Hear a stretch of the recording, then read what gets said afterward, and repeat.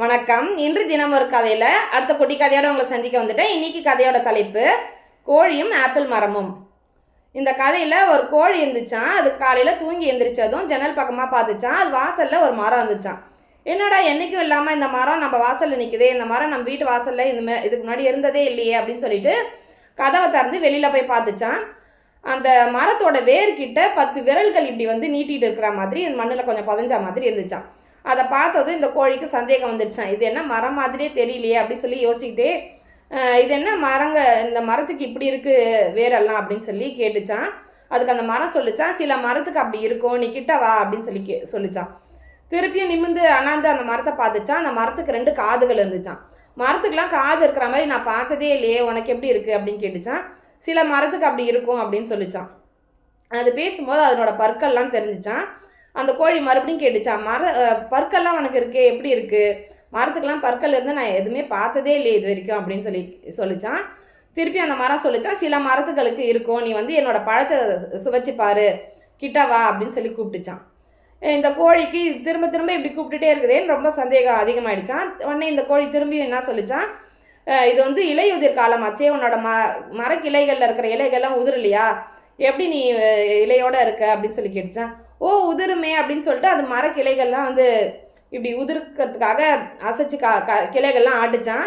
அப்போ அது மேலே போத்திருந்த இலைகள்லாம் ஃபுல்லாக கீழே விழுந்துச்சான். கடைசியில் அது பார்த்தா வந்து ஒரு ஓநாயம்.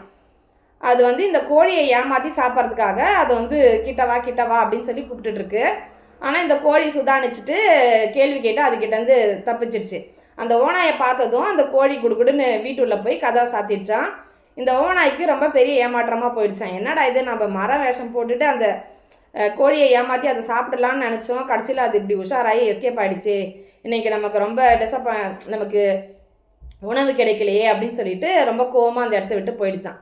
அந்த கோழி வந்து பரவாயில்ல, நம்ம வந்து இந்த இடத்துல மரம் இல்லாதன்றத நினைவில் வச்சு கேள்வி கேட்டதால் நம்ம தப்பிச்சோம், இல்லாட்டி நம்ம உயிர் போயிருக்குமே அப்படின்னு சொல்லிட்டு அது தப்பிச்சதை நினச்சி, அது உயிர் பிழைச்சதை நினச்சி ரொம்ப சந்தோஷப்பட்டுச்சான். அதோட இந்த கதை முடிஞ்சுது. இந்த கதையிலேருந்து நம்ம என்ன கற்றுக்குறோன்னா, நம்மக்கிட்ட யாருன்னா ரொம்ப அன்பாக பேசுகிறாங்க, ரொம்ப நல்லபடியாக நடந்துக்கிறாங்க, நம்ம உதவி கேட்காமையே நமக்கு எதனா உதவி செய்ய வராங்க அப்படின்னா அவங்க எந்த உள்நோக்கத்தோடு நம்மக்கிட்ட பழகிறாங்க அப்படின்றத நம்ம கண்டுபிடிச்சி இந்த கோழி மாதிரி உஷாராக நம்ம வந்து எஸ்கேப் ஆகிடணும். இல்லைன்னா அதுக்கு அந்த அந்த நம்ம ஆசையாக பேசுகிறாங்க, அன்பாக பேசுகிறாங்க, இல்லை நமக்கு ஏதோ ஃப்ரீயாக ஆஃபர் பண்ணுறாங்க அப்படின்றதுக்காக அந்த வலையில் போய் விழுந்துட்டோம்னா இப்படி தான் வந்து நம்ம மாட்டிக்கணும். கோழி வந்து உயிரோடு அங்கே அந்த ஓநாய்கிட்ட மாட்டி சிக்கியிருக்கோம்ல, அந்த மாதிரி நிலமை வந்து நமக்கு ஆகிடும். அதனால் நம்ம வந்து எப்பயுமே நம்மக்கிட்ட பழகிறவங்க எந்த நோக்கத்தோடு பழகிறாங்க, உள்நோக்கத்தில் என்ன இருக்குது, அவங்க நமக்கு உண்மையாகவே நல்லது பண்ணுறாங்களா, இல்லை நமக்கு தீமை விளைவிக்கிறதுக்கு இந்த மாதிரி நல்லவங்க மாதிரி நடிக்கிறாங்களா அப்படின்னு சொல்லி நம்ம சுதானமாக இருந்து பார்த்து பழகணும். உங்களுக்கு இந்த கதை பிடிச்சிருக்குன்னு நினைக்கிறேன். நாளைக்கு இன்னொரு குட்டி கதையோடு சந்திக்கிறேன். வாழ்க வளமுடன். நன்றி.